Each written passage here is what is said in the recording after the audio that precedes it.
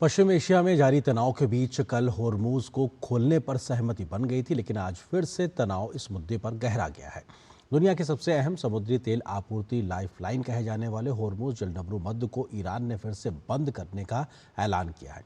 इस बीच अमेरिका ने भी जल्दी ही पीस डील नहीं होने पर और ज्यादा तेजी से हमले करने की भी बात कही है।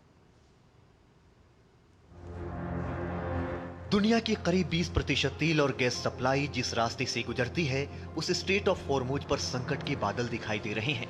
ईरान ने होर्मुज स्ट्रेट को दोबारा बंद कर समुद्री रास्ते पर फिर से कड़ा पहरा लागू कर दिया। ईरान के मिलिट्री कमांड ने एक बयान में कहा कि वाशिंगटन ने ईरान के बंदरगाहों से आने जाने वाले जहाजों पर अपनी नेवल नाकाबंदी जारी रखकर अपना वादा तोड़ा है। उन्होंने कहा कि जब तक अमेरिका ईरान आने जाने वाले सभी जहाजों के आने जाने की आजादी बहाल नहीं कर देता, तब तक होर्मुज स्ट्रेट में स्थिति पूरी तरह से कंट्रोल में रहेगी। होर्मुज जलडमरू मध्य पर नियंत्रण पहले की स्थिति में वापस आ गया है और यह रणनीतिक जलमार्ग अब सशस्त्र बलों के कड़े प्रबंधन और नियंत्रण में है। जब तक अमेरिका ईरान से गंतव्यों तक और गंतव्यों से ईरान तक जहाजों की पूर्ण आवाजाही पर लगी पाबंदियां समाप्त नहीं करता, तब तक होर्मुज जलडमरू मध्य की स्थिति सख्त नियंत्रण में और यथावत बनी रहेगी। इस बीच होर्मुज जलडमरू मध्य में एक तेल टैंकर पर फायरिंग की घटना सामने आने से तनाव बढ़ने की आशंका है। United kingdom maritime trade operations के मुताबिक टैंकर पर 2 गनबोट्स ने गोलीबारी की, जिन्हें ईरान की रेवोल्यूशनरी गार्ड से जुड़ा बताया जा रहा है।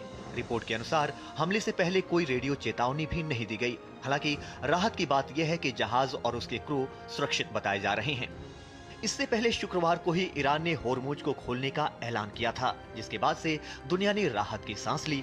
बाजारों में राहत दिखी थी और कच्चे तेल की कीमतों में गिरावट आई। लेकिन अमेरिकी राष्ट्रपति डोनाल्ड ट्रंप ने ईरानी बंदरगाहों की नाकेबंदी जारी रखने की बात कह संकट को बढ़ा दिया।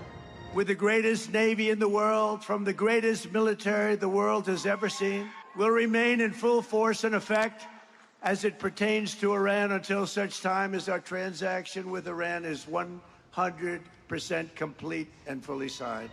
अमेरिका एक और ईरान के साथ शांति वार्ता कर रहा है, लेकिन दूसरी तरफ ईरान पर फिर से हमला करने की तैयारियों में अमेरिकी सेना जुटी हुई है। I'd like to emphasize during this pause that the United States Joint Force remains postured and ready to resume major combat operations at literally a moment's notice. Let me be clear, this blockade applies to all ships, regardless of nationality, heading into or from Iranian ports.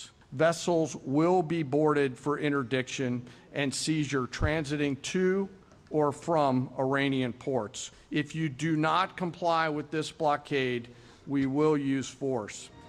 America, Israel और Iran के बीच चल रहे इस तनाव में cease fire के अब सिर्फ 4 दिन बचे हैं, लेकिन हालात जिस तरह से बदल रहे हैं, उससे शांति की उम्मीदों पर सवाल खड़े हो रहे हैं।